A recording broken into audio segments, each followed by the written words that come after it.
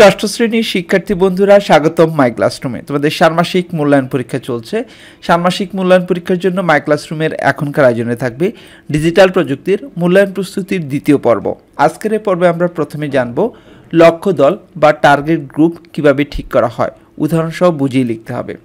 আমাদের আশেপাশের অবস্থা, প্রয়োজনীয়তা বা উদ্দেশ্যের উপর নির্ভর করে আমাদের লক্ষ্য দল বা টার্গেট গ্রুপ কে বা কারা হবে।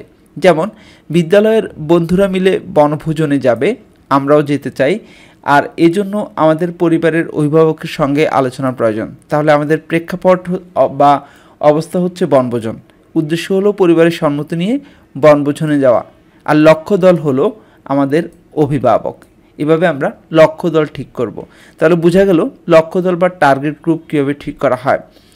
পরের প্রশ্নটি হচ্ছে বিদ্যালয়ের দশম শ্রেণীর শিক্ষার্থীদের বিদায় জানিয়ে নন ডিজিটাল ও ডিজিটাল উপহার কেমন হতে পারে, উদাহরণ সহ লিখো।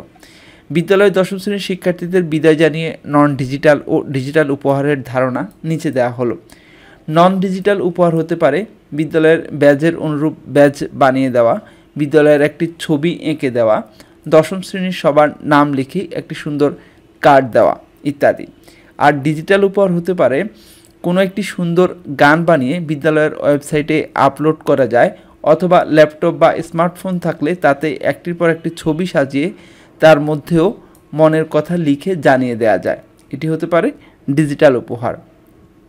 পরের প্রশ্নটি হচ্ছে বিদ্যালয়ের প্রধান শিক্ষককে ব্যবস্থাপনা বিষয়ে মতামত জানিয়ে উপহার তৈরি করো।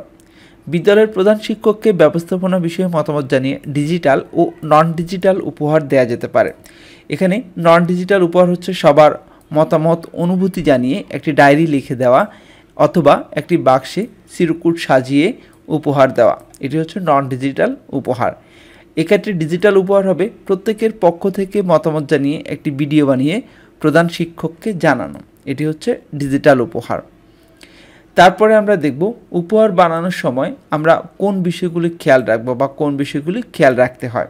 মনে রাখবে উপহার বানানোর সময় যে যে বিষয়গুলি খেয়াল রাখতে হবে তা হলো উপহার যেন হাতের কাছের জিনিস দিয়ে বানানো যায়। 2 নম্বর হচ্ছে কোনো ধরনের বাড়তি অর্থ যেন উপহার তৈরিতে ব্যবহার না হয়। উপহার যেন দেখতে সুন্দর হয়। উপহারটি বানাতে বেশি সময় যেন না লাগে।